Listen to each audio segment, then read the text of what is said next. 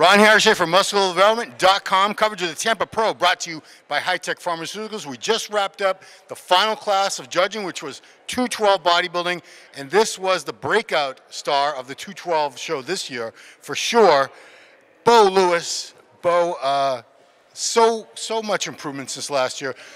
Tell me about your experiences last year and what you know you needed to work on and what you feel you really did improve on. Well, I was told to work on my posing a little bit and to kind of bring my shoulders up and bring my legs up. So, you know, I just went back in the gym and did what they told me to do. Try to bring up all the weak areas, you know. Like I've been asking you, tell me about my bad things. I don't want to hear the good. And so that's what I've been trying to do, work on bringing my bad up. Because your friends and family, they'll tell you how awesome you are, you're perfect, this and that, but you know what I call that? Third call out, if you listen to those people. Yeah. But you did a tremendous job. I've rarely seen someone make that level of improvements in one season from last year to this year. You know, you were a guy that probably would have had a good chance of smaller shows, but at a bigger show, I think you would have get lost. But now, to look at you, you know, you're going to be a contender in any show from now on. It's just about getting better and better, and you've been doing that. What was it like to get that first call out with George Peterson, who everyone's been talking about as a 212 star since he made that announcement way back last September. So obviously he was going to be there, but you were right up there with them. And I'm not going to say anything derogatory about the other guys, but I thought you were definitely in contention, pushing him hard. Yeah, Joe's a good bodybuilder, whether classic or bodybuilder. I think Joe's a good one. You know, it's a pleasure to get up there on stage where everybody see as a top contender and kind of go head to head, because you looking at it on TV or magazine, you never know how it is till you really step in front of them or on the side of them. Then you'll kind of see where you at then. So, you know, the quarantine situation affected so many people. I don't see too many people who are better than what I remember from last year. In fact, I see some people who slipped just a little bit, but you are much, much better. How did you keep your head straight throughout this crazy, crazy year that the world has been going through and kept training hard, kept eating right, kept your head on straight with all this madness? You know, I got some good people around that helped me out through this quarantine.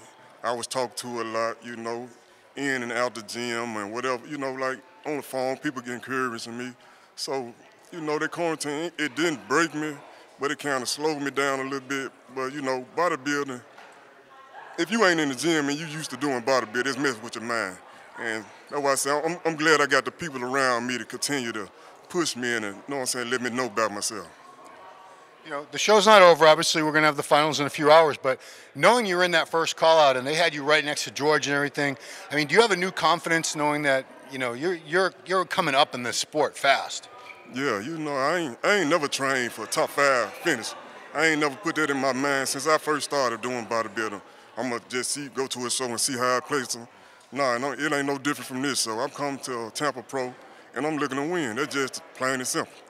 You know, I want to give you credit for something else. There's very few. I'm trying to think. In the open men, Josh Wade is the only one I can think of who's done reasonably well, who turned pro as a Masters. In the 212, I can't really think of anybody right now off the top of my head who turned pro as a Master over 40 and ever had a chance. You turned, you know, people don't realize, I don't think people realize how old you are because you don't look 42 years old for sure. Facial physique, you're keeping your youth somehow. But I want to give you credit for that because there's not a lot of guys that age who start off in the pro ranks and never do anything. Yeah, I started off when I think I was about 39. But the key to that, I drink orange juice and eat green beans. That's the key to it. Really? Yeah, that's what I went to the Masters and won a 35 and the overall, the 40 and the overall in 2018. You know, it's a stepping from now. And you know, you also have a new sponsor, which that has to be a huge advantage because everybody wants a sponsor. Not everyone gets. Very few people get sponsors these days. How important is a sponsor for a bodybuilder at this level to do what you want to do? Man, you know, like it's good to have a sponsor behind you, somebody that you can turn around and they'll have your back. Like I said, back when I was trying to get sponsors, a lot of people, they look, they listen, but everybody was telling me no thank you.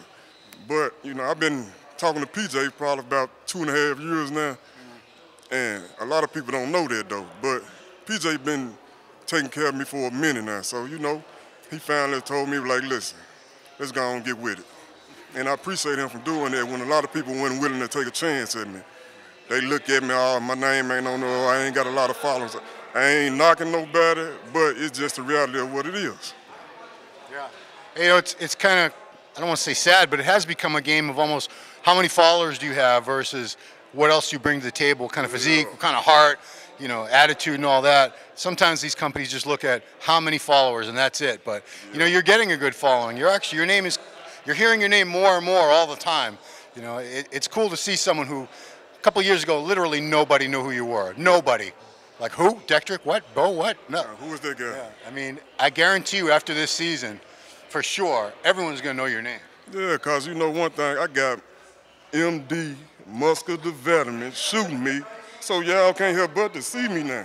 Whether y'all want to watch another channel, but we all know MD is the best channel to watch. Forget the other ones. Well, we got the best cameraman, this Hector Mendoza character, right? Who? Hector, the guy right there, can't see him? Okay, yeah. Cool.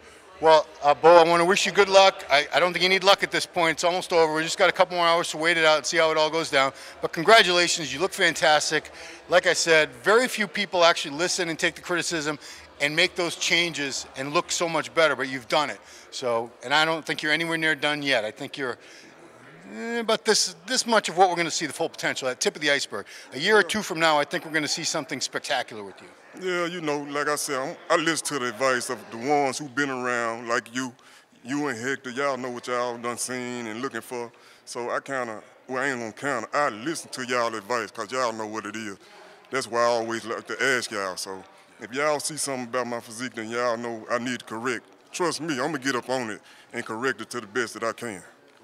Well done, Bo. We'll see how it all turns out very, very soon. For musculardevelopment.com, from the Tampa Pro, coverage brought to you by High Tech Pharmaceuticals. See you next time.